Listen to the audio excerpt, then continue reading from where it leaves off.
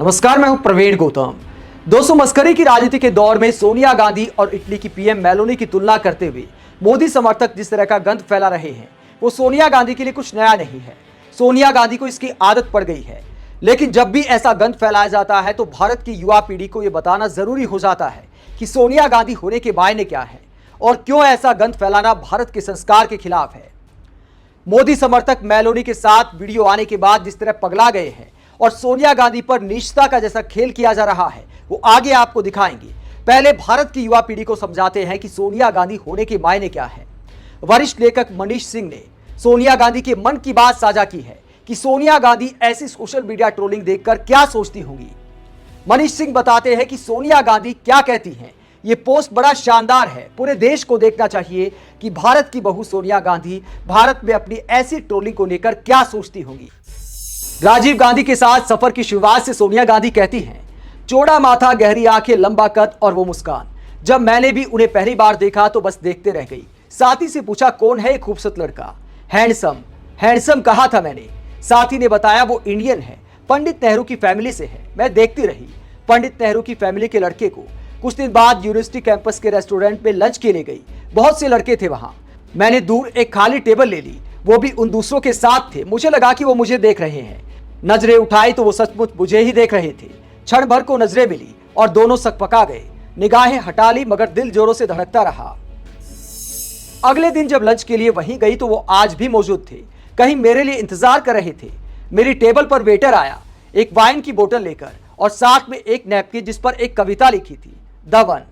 वो पहली नजर का प्यार था। वो दिन खुशनुमा थे, वो स्वर्ग था। हम साथ घूमते नदियों के किनारे, कार में दूर ड्राइव, हाथों में हाथ लिए सड़कों पर घूमना, फिल्में देखना। मुझे याद नहीं कि हमने एक दूसरे को प्रपोज भी किया हो। जरूरत नहीं थी, सब नेचुरल था। हम एक दूसरे के लिए बने थे। हमें साथ रहना था हमेशा। उनकी मां प्रधानमंत्री बन गई थी। जब इंग्लैंड आई तो राजीव ने मिलाया। हमने शादी की इजाजत मांगी। उन्होंने भारत आने को कहा। भारत, ये दुनिया के जिस कोने में भी हो, राजीव के साथ कहीं भी रह सकती थी तो आ गई। गुलाबी साड़ी खादी की, जिसे नेहरू ने बुना था, जिसे इंदिरा ने अपनी शादी में पहना था, उसे पहनकर इस परिवार की हो गई। मेरी मांग में रंग भरा सिंदूर कहते हैं उसे। मैं राजीव की हुई, राजीव मेरे, और मैं यहीं की हो गई। दिन पग लगाकर उड़ गए। राजीव के भाई नहीं रहे। इंदिरा को सहारा चाहिए था। राजीव राजनीति में जाने लगे। मुझे नहीं था पसंद, मना किया, हर कोशिश की, मगर आप हिंदुस्तानी लोग माँ के सामने पत्नी की कहाँ सुनते हैं। वो गए और जब गए तो बट गए। उनमें मेरा हिस्सा घट गया। फिर एक दिन इंदिरा निकली। बाहर गोलियों की आवाज आई। दौड़कर देखा तो खून से लथपथ। आप लोगों ने छलनी कर दिया था। उन्हें उठाया, अस्पताल दौड़ी। उनके खून से मेरे कपड़े भीगते रहे। मेरी बाहों में दम तोड़ा। आपने कभी इतनी करीब से मौत देखी है? उस दिन मेरे घर से एक नहीं 2 सदस्य घट गए। राजीव पूरी तरह देश के हो गए। मैंने सहा, हंसा, साथ निभाया। जो मेरा था सिर्फ मेरा, उसे देश से बांटा। और क्या मिला? एक दिन उनकी भी लाश लौटी। कपड़े से ढका चेहरा, एक हंसते गुलाबी चेहरे को लोथड़ा बनाकर लौटा दिया आप सबने। उनका आखिरी चेहरा मैं भूल जाना चाहती हूँ। उस रेस्टोरेंट पे पहली बार की वो निगाह, वो शामें, वो मुस्कान, बस वही याद रखना चाहती हूँ। इस देश में जितना वक्त राजीव के साथ गुजारा है, उससे ज्यादा राजीव के बगैर गुजार चुकी हूँ।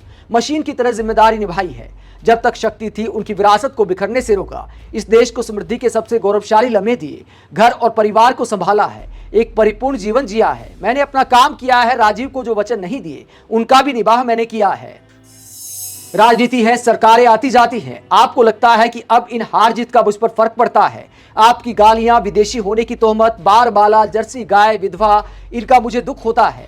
किसी टीवी चैनल पर दी जा रही गालियों का दुख होता है। ट्विटर और फेसबुक पर अनर्गल ट्रेंड का दुख होता है। नहीं, तरस जरूर आता है। याद रखिए, जिससे प्रेम किया हो उसकी लाश देखकर जो दुख होता है, उसके बाद कोई दुख नहीं होता। मन पत्थर हो जाता है। मगर आपको मुझसे नफरत है, बेशक कीजिए। आज ही लौट जाऊंगी, बस राजीव लौटा दीजिए।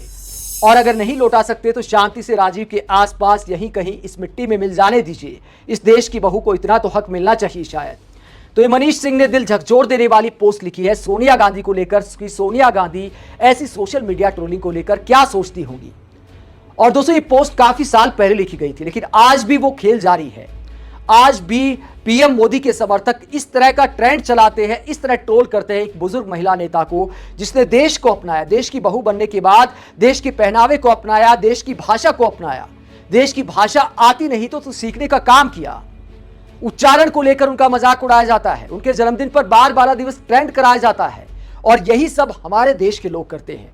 आपकी राजनीतिक विचारधारा अलग हो सकती है, लेकिन सोनिया गांधी एक महिला होने के नाते, हमारे देश की बहू होने के नाते सम्मान का हक रखती हैं। और अब मेलोनी को लेकर किस तरह के ट्रेंड चलाए जा रहे हैं, किस तरह के पोस्ट किए जा रहे हैं, और शर्मनाक बात यह है कि महिलाएं ही इस तरह के पोस्ट कर रही हैं। और किस तरह के पोस्ट किए जा रहे हैं दोस्तों, जरा देखिए। हर्षा पटेल एक महिला है, लिखा है मैं भी मोदी का परिवार, और क्या लिखती है कि Italian we want, Italian we get, मतलब ये इटालियन हमें चाहिए थी लेकिन ये मिली है, मतलब मेलोनी इनको चाहिए थी लेकिन सोनिया गांधी मिल गई। इस तरह एक महिला दूसरी महिला को नीचा दिखा रही है, मतलब ऐसा भी क्या राजनीति में नीचे गिरना। इसके अलावा और दोस्तों बहुत सारे ऐसे पोस्ट की भरमार है सोशल मीडिया पर। एक और लिखते हैं कि अंशुमन चक्रवर्ती, वो लिखते हैं कि डियर इटली, सोनिया गांधी को वापस ले जाओ, एंटीनिया माइनो को वापस ले जाओ और हमें मेलोनी दे दो।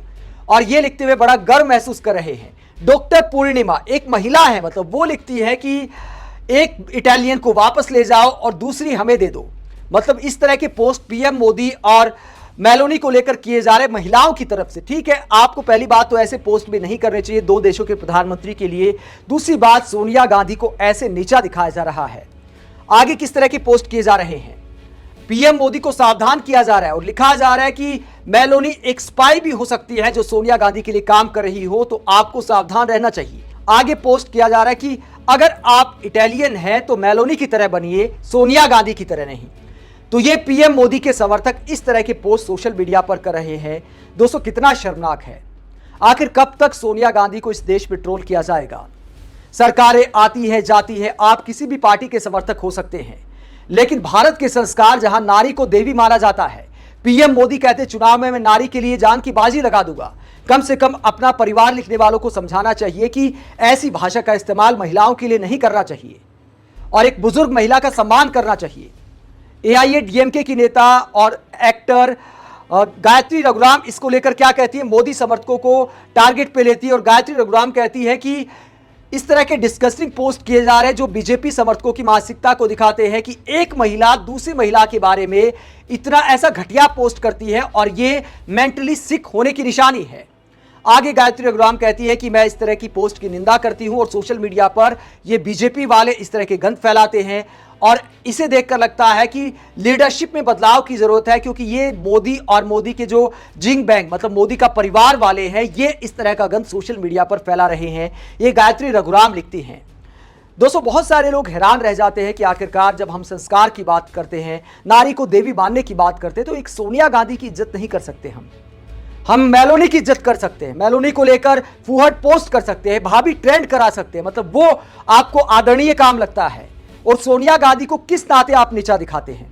कई बार झूठ फैलाया जाता है कि देखिए सोनिया गांधी बार में डांस करती थी, जबकि सोनिया गांधी ने कभी नहीं किया। अगर कोई महिला ऐसा करती भी है तो भी वो कमा के खा रही है, हर किसी का सम्मान है। सोनिया गांधी पर तरह तरह की अफवाहें फैलाई जाती हैं। आखिरकार कब सोनिया गांधी का अपमान इस देश में रुकेगा। सोनिया गांधी देश की बहू है। बहुत सारे नेता आज तक हिंदी नहीं सीख पाए। सोनिया गांधी ने देश के कल्चर को अपनाने के लिए, भारत के जनमानस तक अपनी बात पहुंचाने के लिए हिंदी सीखने का काम किया। उसके बाद बहुत सारे बीजेपी नेताओं ने उनके उच्चारण को लेकर मजाक उड़ाया। और क्या उच्चारण होता है, बिहार में अलग तरीके से हिंदी बोली जाती है, यूपी में अलग तरीके से हिंदी बोली जाती है, हरियाणा में अलग तरीके से हिंदी बोली जाती है। अगर साउथ के राज्यों की बात करें तो उनकी हिंदी भी कमजोर मारी जाती है, वो भी अपने उच्चारण में बोलने की कोशिश करते हैं। उच्चारण हर किसी का गलत हो सकता है। उस बात को लेकर भी सोनिया गांधी को ट्रोल किया गया। भारत का पहनावा अपनाने का काम किया सोनिया गांधी ने। जब राजीव गांधी के साथ ब्याह कर आई तो पूरी तरह भारत की हो गई। उसके बावजूद आज भी सोनिया गांधी को लेकर ऐसे फूहड़ ट्रेंड सोशल मीडिया पर चलाए जाते हैं जो बेहद शर्मनाक है। और ऐसी युवा पीढ़ी को समझना चाहिए कि सोनिया गांधी ने हमारे देश के लिए, हमारे देश की राजनीति के लिए क्या योगदान दिया है। आप सोनिया गांधी की लगातार ऐसी ट्रोलिंग को लेकर क्या सोचते हैं कि दशकों से सोनिया गांधी को ऐसे नीचा दिखाया जाता है। कमेंट बॉक्स में अपनी राय जरूर दें। अगर आप हमारी पत्रकारिता को पसंद करते हैं तो थैंक्स के जरिए आर्थिक सहयोग भी दे सकते हैं। इसके अलावा वीडियो को लाइक करें, चैनल को सब्सक्राइब करें। नमस्कार।